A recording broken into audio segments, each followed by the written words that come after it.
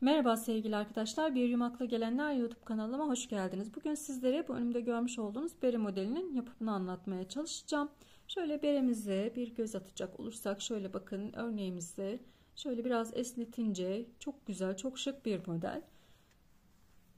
Buna atkı çalışması da yaptım aynı zamanda. Atkımız bakın tam takım olarak hazırladım. Sizler de bu şekilde tam takım olarak hazırlayabilirsiniz. Atkı modelinin yapımını da yine beremizin bu videomuzun açıklama kısmında linkini ekleyeceğim, bırakacağım. Oradan bakabilirsiniz. Ben yetişkin olarak hazırladım beremi. Tamamen aşağıya yukarıya doğru uzun bir parça olarak hazırladım. Yani bütün bir parça olarak hazırlanıp en sonda birleştirme yapıyoruz arkadaşlar. Lastik ve örnekli kısım beraber gidiyor. Şu şekilde bakın.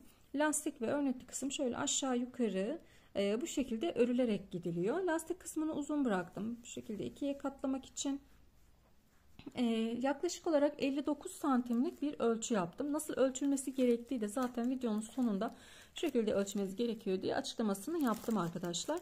Şimdi isterseniz şöyle bir ekran görüntüsü alın. Dediğim gibi ben yetişkin olarak çalıştığım için 59 santimlik bir parça ördüm.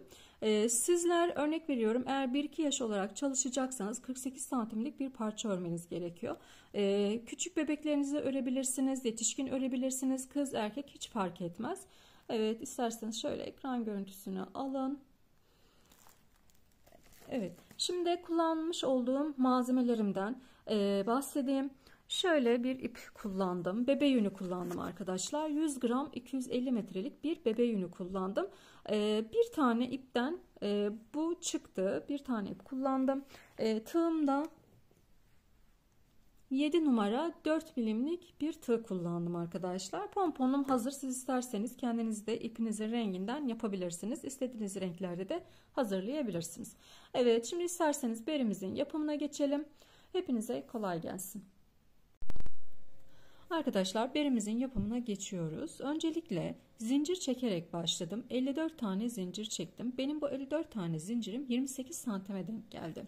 Zincirlerimizi çekerken de sıkı çekmeyin. Bakın bu şekilde esnek bir zinciriniz olması gerekiyor. Bol çekmeye özen gösterin. Şimdi başlıyoruz. Yetişkin için yapıyorum. Uzunluk yani alından tepeye kadar, baş tepesine kadar olan uzunluğumuz 22-23 santim gibi bir uzunluğumuz olması gerekiyor. Yetişkin yaptığımız için. Ben 28 santim çektim. Neden? Çünkü baş yani alın kısmında beremizi lastik kısmını ikiye katlayacağız. Bu da demek oluyor ki burada 5 santimlik bir kısım içe katlanmış olacak. Onun için 28 santim çektim. 5 santim çıktığımda 23 santimlik bir ölçümüz kalıyor. Bunu buradaki bu 5 santime göze alarak çekin arkadaşlar. Şimdi 54 zincir çekmiştim. Bir tane daha çekiyorum. Bunun üzerine 54 tane sık iğne yapacağız. Şimdi bakın, bu ön kısma yapmıyorum. Belli oluyor değil mi? Evet, ön kısmı değil. Şu arka kısımdan devam ediyorum. Burada bombeli kısımlarımız var. Bakın şöyle yakınlaştırayım. Evet, şu bombeli kısımlarımız var. Bakın bunlar şöyle kendini belli ediyor. Buralardan alacağız. Eğer sizin için zor olacaksa bu ön kısımdan da yapabilirsiniz. Ben modelimin daha esnek olmasını istediğim için bu arkadan alarak yapıyorum. Bir de daha güzel bir görüntü, şu zincir işi görüntünün orada olması için. Şimdi başlıyoruz. Hemen bakın şöyle yakınlaştırıyorum. İlk bombeden alıyorum. Ve ilk zincirimizi, sık iğnemizi yaptık. Sık iğne üzerinden ilerleyeceğiz. İkinci bombemizi alıyorum. 54 tane sık iğne olacak arkadaşlar. Bakın şöyle.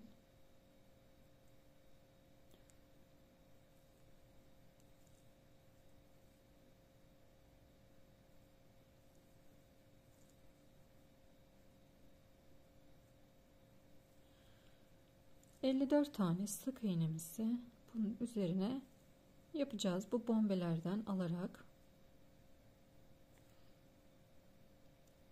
Yapmakta zorlanırsa şöyle tırnağınızla çekin, hemen geliyor zaten. Bol çektiğiniz zaman yani zincirlerinizi bol çektiğiniz zaman buradaki bombeler daha iyi kendini belli edecek. Ama sıkı çekerseniz çok zorlanırsınız.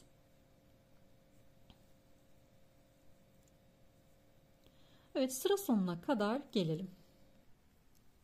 54 tane sık iğnemizi yaptık. Şimdi döndürüyorum. Bir tane zincir çekiyorum. Şimdi bakın. Normalde sık iğnelerimizi bu şekilde şuradaki ilmeklerimize şu şekilde batarak sık iğnelerimizi yaparız. Bunda daha farklı çalışma yapacağız. Şimdi şöyle tutuyorum. Şu ortada bakın bu zincir gibi arpa detaylarımız mevcut. Bunun hemen şu arka kanadından bakın ortadan arkaya doğru geçiyorum. Arka kanadından alıyorum ve bir tane sık iğne yapıyorum. Geçiyorum ikinciyi. İkinciyi de yine arka kanadından alarak bu şekilde tutuyorum. Ortadan yani şu iki arpanın ortasından giriyorum. Arka tarafından çıkarıyorum ve tekrar sık iğne yapıyorum.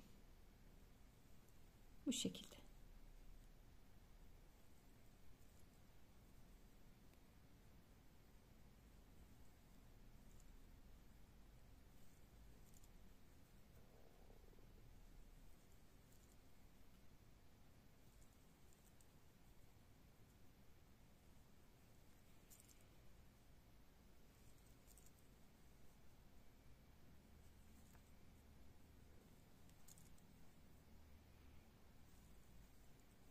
Her zaman bu modelimizi hep arka kanatlarından alarak ilerliyoruz. Arka kanadından alıyorum.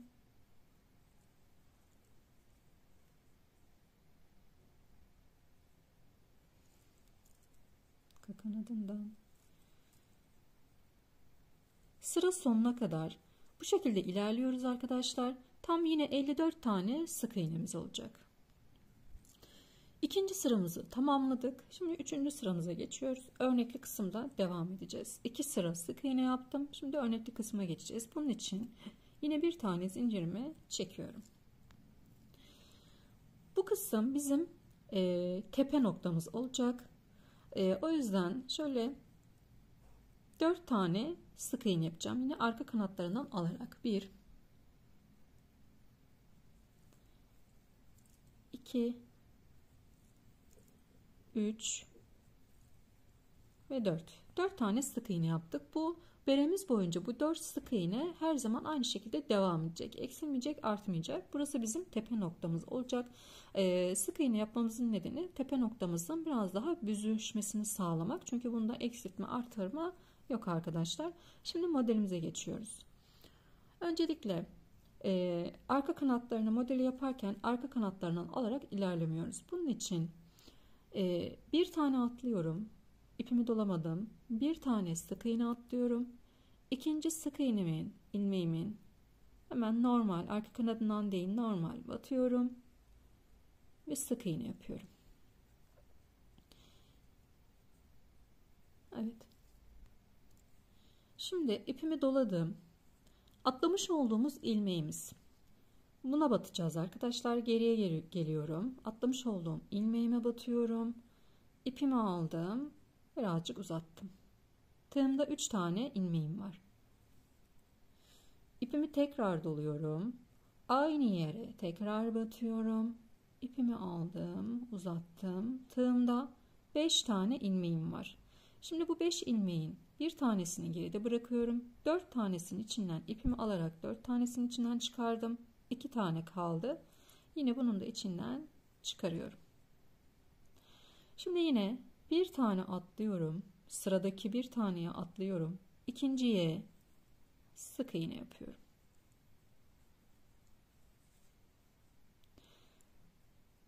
İp alıyorum.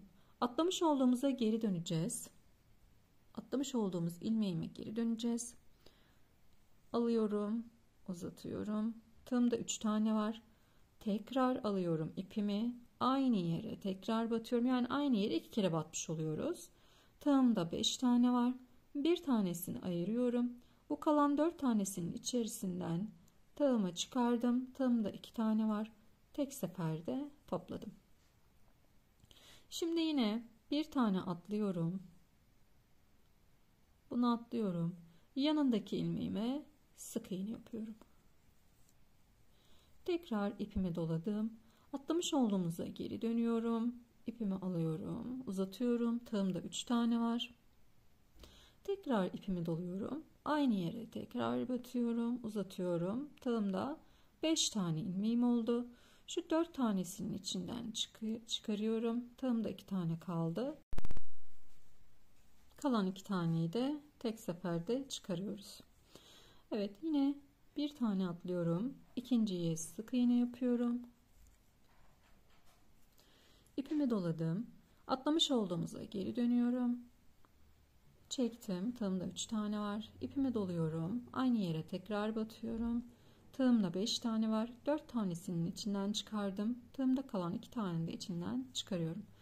Bir tane atlıyorum. İkinciye sık iğne yapıyoruz. Evet, bu şekilde ilerleyeceğiz arkadaşlar. Atlamış olduğuma geri dönüyorum. Hep aynı işlemleri yapıyoruz.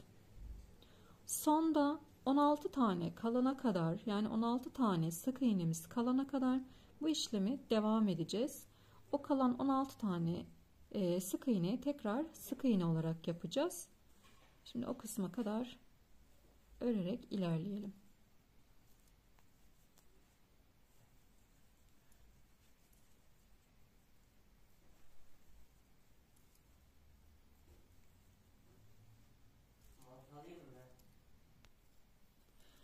Evet, sonda 16 tane kalana kadar geldim. En son fıstığımızı yaptık. Fıstık diyelim buna. Fıstığımızı yaptık. Burada şimdi ilmek atlamayacağız. Sık iğne atlamayacağız. Sık iğnelerimizi hemen yanındakiyle devam edeceğim arkadaşlar. Ve yine arka kanatlarını alarak devam edeceğim. Sık iğne yapıyorum. 1. Hepsinin arka kanadından alarak 16 tane sık iğne yapacağım.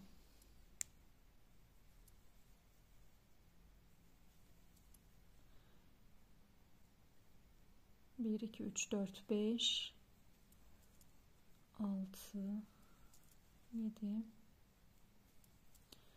8, 9, 10, 11,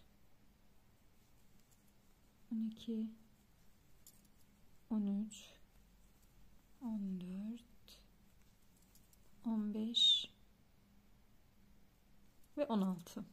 Eğer isterseniz bu kısmı daha uzun da yapabilirsiniz arkadaşlar. Yani daha fazla yukarıya kıvrılmasını istiyorsanız o şekilde yapabilirsiniz. İpiniz kalınsa tabii ona göre ayarlamanız gerekiyor. Yani burada bir 5 santimlik 4-5 santimlik bir kısım yukarıya kıvrılmış olacak. Dediğim gibi daha fazla kıvrılmasını istiyorsanız daha fazla zincir çekip başta daha fazla santimli zincir çekip daha fazla bir kıvrım yaparsınız. Buradaki 16'yı 20 yaparsınız. O şekilde yapabilirsiniz.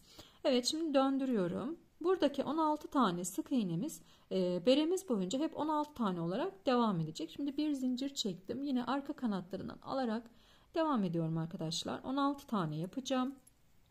1 2 3 4 5 6 7 8 9 10 11 12 13 14 15 ve 16. Evet, 16 tane sık iğnemizi yaptık. Şimdi geldik, bakın tam fıstıklı sıramızdayız. Şimdi yine bunu atlıyorum. Bakın bunu atlıyorum. İlk ilmeğimi atlıyorum. İkinci ilmeğim zaten sık iğneye denk geliyor. Bakın hemen ortasındaki ilmek oluyor. İki fıstığın arasındaki ilmek oluyor ikinci ilmeğim. Hemen ona bir tane sık iğne yapıyorum. İpimi doluyorum. Şu atlamış olduğuma geri dönüyorum ve aynı işlemi yapıyorum. Tekrar ipimi doluyorum. Geri dönüyorum. Aynı işlemi yapıyorum. 4 tanenin içinden çıkardım. 2 tane kaldı. Onu da içinden çıkardım. Evet, şimdi yine bir tane atlıyorum. İkinciye batıyorum. Sık iğne olarak. İpimi doladım. Hemen atlamış olduğumuza geri dönüyoruz.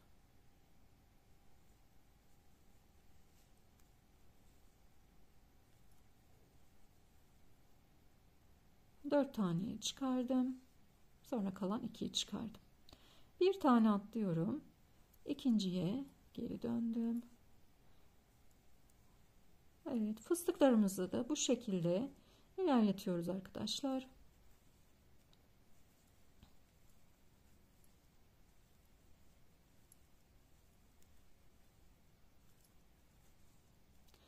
Sıra sonuna kadar bu şekilde ilerleyerek geleceğiz. Şurada 4 tane kalana kadar bu şekilde ilerleyelim. Evet, 4 tane kalana kadar geldim. En son fıstığımı yaptım. Hemen yanındaki sık iğnenin arka kanadıyla devam ediyorum. Kalan 4 taneyi yapıyorum. 2, 3 ve 4. Evet. Fıstık sıramız 2 sıradan oluşuyor arkadaşlar. Şimdi sık iğne ile devam edeceğiz. Yani boylu boyunca bütün berinin etrafını hep sık iğne ile, sıra boyunca daha doğrusu sık iğne ile devam edeceğiz. Şimdi bir tane zincir çekiyorum. Hemen arka kanatlarından alarak sık iğnelerimizi yapıyoruz. Buradaki 4 taneyi yapıyorum. 2, 3 ve 4. Şimdi geliyorum buradakilerine yine. Arka kanadından alarak bakın. Arka kanadından alıyorum. İsterseniz hep saya saya ilerleyin. 56 tane sık iğnemiz vardı. Burada da yine 56 tane sık iğnemiz olacak. Eksiltme artırma yaparsanız modelimiz bozulur. Evet, bakın. Arka kanatlarından alarak ilerliyorum bu şekilde.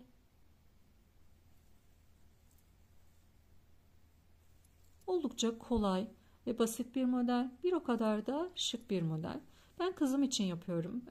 O yüzden böyle ekru renk hazırladım. Sizler istediğiniz renklerde hazırlayabilirsiniz.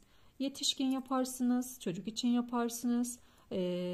Tamamen size kalmış. Videonun başında tanıtımını yaparken beremizin ölçüm tablosu gösteriyorum.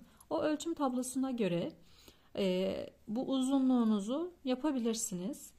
Yaşlara, aylara göre, ölçüm tablosuna göre uzunluğu yapabilirsiniz. Dediğim gibi yeni doğan olur, yetişkin olur, kız olur, erkek olur. Hepsi için uygun bir modeldir. Unisex bir modeldir. O yüzden gönül rahatlığıyla yapabilirsiniz. Hemen bir günde yapıp takıp çıkabilirsiniz. O kadar da kolay bir model ve şık bir model. Evet. Şimdi sıra sonuna kadar gelelim. Sıra sonuna kadar geldim. Hemen döndürüyorum. Dönüşlerimizde hep bir zincir çekmeyi unutmayalım. Evet, yine arka kanadından alarak bir sıra daha sık iğne sırası yapıyoruz. Bu sık iğne sıralarımız da yine 2 sıradan oluşuyor arkadaşlar. Yine arka kanadından alarak sık iğnemizi yapıyoruz. Fıstık sıramız da 2 sıradan oluşuyor. Sık iğne sıramız da 2 sıradan oluşuyor. Bu sırayı da şimdi yapalım. Sonra yine örnekli kısımla devam edeceğiz. Evet, 2 sıra sık iğnemizi de yapınca bakın modelimiz bu şekilde kendini belli etti birazcık. Modelimizin düz yüzü bu kısımdır arkadaşlar. Bakın şöyle bir çıkıntı şeklinde gözüküyor. Şurada atkıda da göreceksiniz. Şu aradaki sık iğnelerini bu şekilde sanki ayrı ayrı örülmüş gibi gözüküyor. Gayet güzel gözüküyor. O yüzden düz kısmı bu kısım, arka kısım bu şekilde gözüküyor. Evet, şimdi yine dönelim. Bir zincir çekiyorum. 4 tane arka kanadından alarak sık iğnemizi yapıyoruz. 1, 2, 3 ve 4. Evet, ne yapmıştık? Bir tane atlamıştık. İpimi bir tane atlıyorum. İkinciye arka kanattan değil, normal batıyoruz arkadaşlar sık iğnemizi. İpime doluyorum. Geride bırakmış olduğumuz bir taneye fıstığımızı yapıyoruz. Evet. Şimdi yine bir tane atlıyorum. İkinciye sık iğne yapıyorum. Geride bırakmış olduğuma fıstığımı yapıyorum. Tekrar ipimi doluyorum. Aynı yere batıyorum ve çıkarıyorum. Bir tane atlıyorum. İkinciye tekrar fıstığımı yapıyorum. Artık beremiz hep bu şekilde ilerleyecek arkadaşlar. 2 sıra fıstık sırası, 2 sırada sık iğne sırası olacak şekilde modelimizi devam ettireceğiz. Bu kısımda 4 tane, bitiş kısmında da 16 tane sık iğnemizi bere boyunca devam ettiriyoruz. Ne kadar öreceğiz derseniz baş çevresi ölçüsüne göre yapacağız arkadaşlar. Onu ayarlayacağız. Söyleyeceğim şimdi tekrar. Şimdi şöyle bir sıra sonuna kadar gelelim. 16 tane kalana kadar geldim. Hemen yanındakinin en son bakın fıstığımızı yapıyoruz. Hiç atlama yapmadan yanındakinin arka kanadından alıyorum. 1 2 3 hep arka kanatlardan ilerliyorum. 4 5 6 hızlı geçiyorum burayı biliyorsunuz çünkü. 7 8 9 10 11 12 13 14 15 ve 16. Evet, bakın. Döndürüyorum. Bir zincir. Yine 16 taneyi yapalım. 16 tane sık iğnemizi yaptık. Şimdi bakın bir tane atlıyorum. İkinciye sık iğne olarak batıyorum. İpimi doluyorum. Geride bırakmış olduğumuzda döndüm.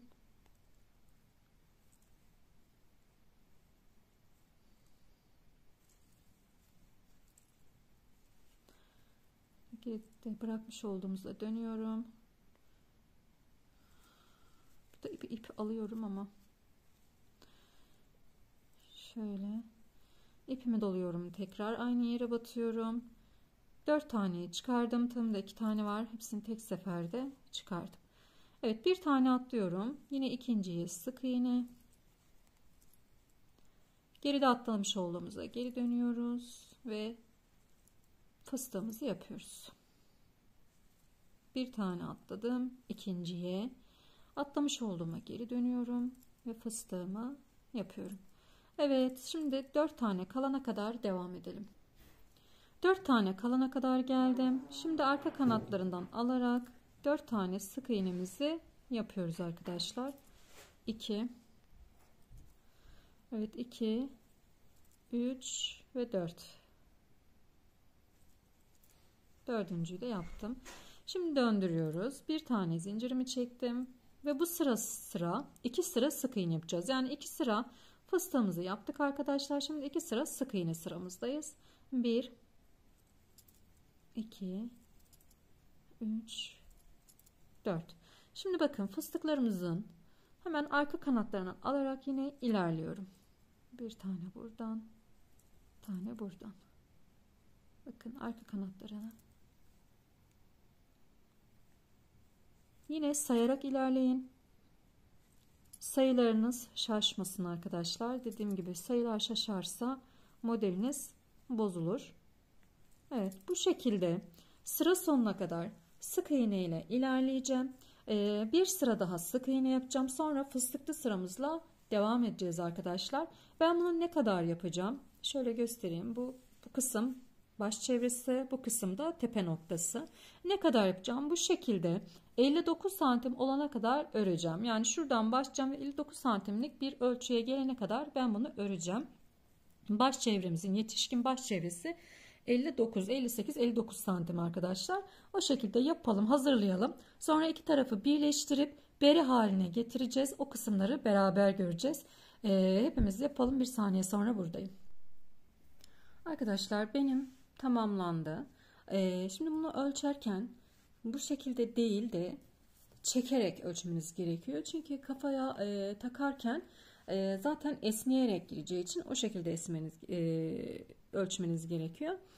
Şimdi kaç tane modelim var onu söyleyeyim size. 1, 2, 3, 4, 5, 6, 7, 8, 9, 10, 11, 12, 13, 14, 15 ve 16 modelde ben tamamladım. En sonda da başta başlarken 2 sıra sık iğne gitmiştik. En sonunda da yine 2 sıra sık iğne giderek bitirmiş oldum. Şimdi birleşimimizi yapacağız. İç kısım, yani düz kısım iç kısımda kalacak. Ters tarafından birleşimimizi yapacağız arkadaşlar. Şimdi döndürüyorum. Şöyle ikiye katlıyorum.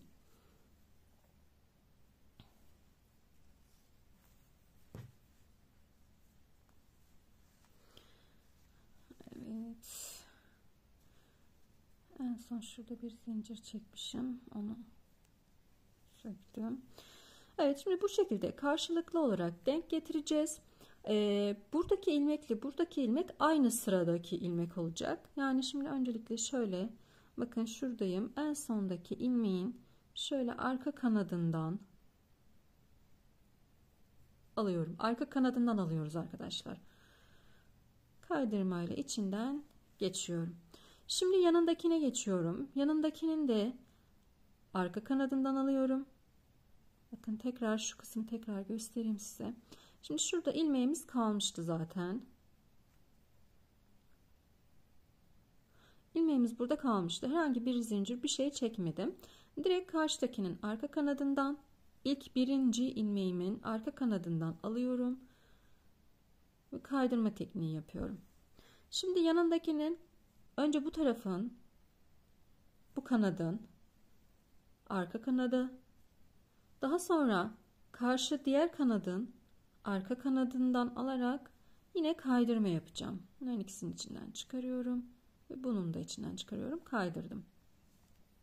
Tekrar geliyorum, bakın arka kanadından alıyorum, arka kanadından alıyorum, iki tarafında arka kanadından aldım ve kaydırdım. Arka kanadından aldım, arka kanadından aldım, kaydırdım. Arka kanadından aldım. İki tarafında arka kanadından alıyoruz ve kaydırarak ilerliyoruz. Hiç atlamamaya dikkat edin. Atlarsanız denk gelmemiş olur sonunda. Ve çok sıkmadan da birleştirin ki toplamasın bu kısım. Evet, sıra sonuna kadar bu şekilde ilerleyeceğiz arkadaşlar.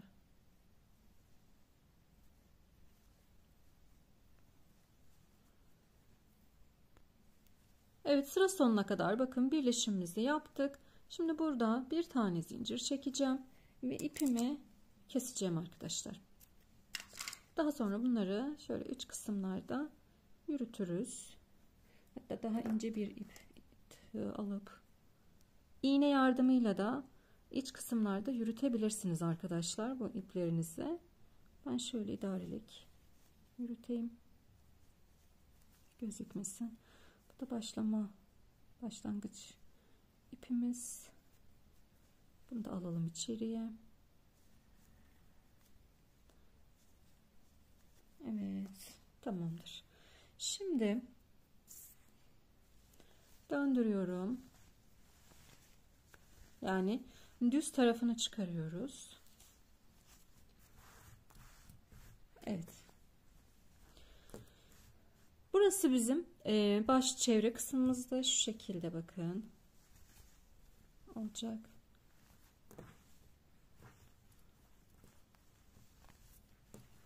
Tabii bu birleşimleri yanlış tarafa birleştirdik. Alt kısmı birleştireceğiz. Sonradan sökeriz onları. Evet, bu şekilde olacak. Şimdi şu büzgülü tarafa geçiyoruz. Bu büzgülü kısmı da yapacağız. Burayı nasıl yapacağız? Hemen şimdi öncelikle bu kısımdan başlayacağız. Önce iğnemizi alıp iğnemize bir ip takacağız arkadaşlar. Uzunca bir ip takıyoruz biraz. Evet, daha sonra bunu kestim. Şöyle düğüm atalım ipimize. Evet. Şimdi öncelikle dikiş içte şu ipin düğüm kısmı içte kalsın diye içten dışa doğru ipimizi çıkardık. Yapacağımız işlem şu. Şu en sondaki ilmeklerden bir tane içeriye, bir tane dışarıya, bir tane içeriye, bir tane dışarıya.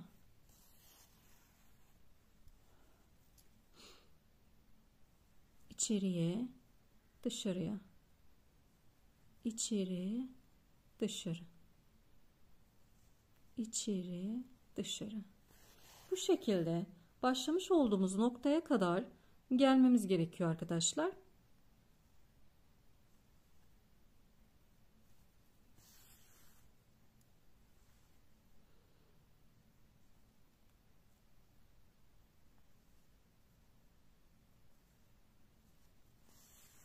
Evet, başlamış olduğumuz noktaya kadar gelelim. Evet, sıra sonuna kadar geldim. Bakın. Şimdi ipimizi şöyle çekeceğiz. Çektikçe bakın bu orta kısmı büzüşecek.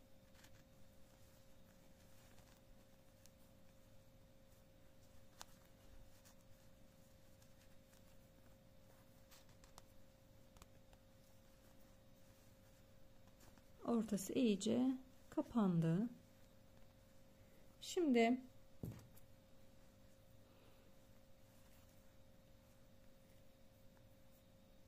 kalan yerleri de şöyle ilmeklerin aralarından iğnemizi geçirerek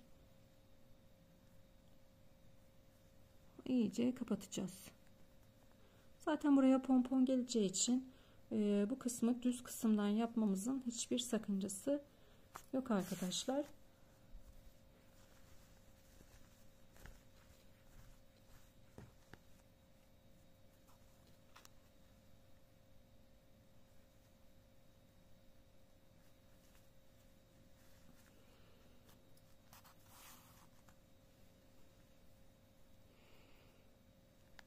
Gelişi güzel iğnemizi biz karşıya bir bu tarafa geçiyoruz. Yani o ortadaki yuvarlak yeri kapatana kadar şöyle yapalım.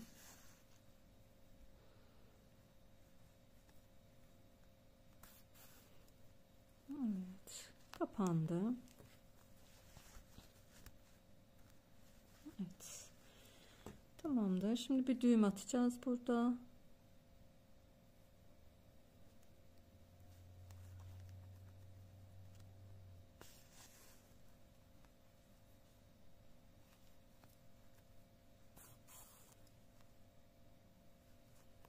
Şöyle bir düğüm atalım içinden. İpimizi kesebiliriz.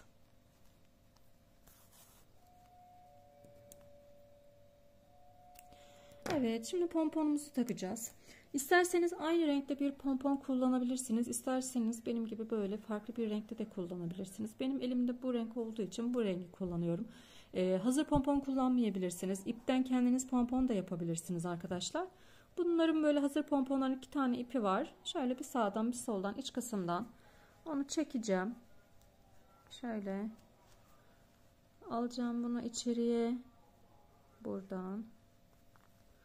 Evet, diğer kısmı da bu taraftan alacağım ki iç kısımda karşılıklı olarak onu bağlayabilelim. Aldım. Bakın buradalar. Şimdi bunları iyice bağlıyoruz. Bu şekilde iyice sıkıştırarak bağlıyorum bunu.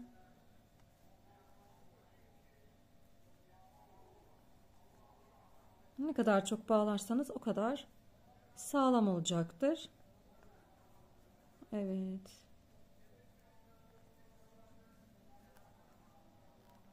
İsterseniz şöyle iç kısımlarda da yürütebilirsiniz. Şimdi ben iyice bağlayayım. Sonra son haliyle gelelim. Evet arkadaşlar, son halimiz bu. Beremiz tamamen bitti. Pomponumuzu ekledik. Ve bu şekilde tamamlamış olduk. Gerçekten çok şık, çok güzel bir model oldu. Bakın.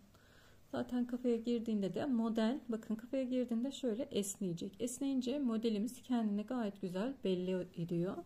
Çok şık, çok güzel. İstediğiniz boyda dediğim gibi yapabilirsiniz.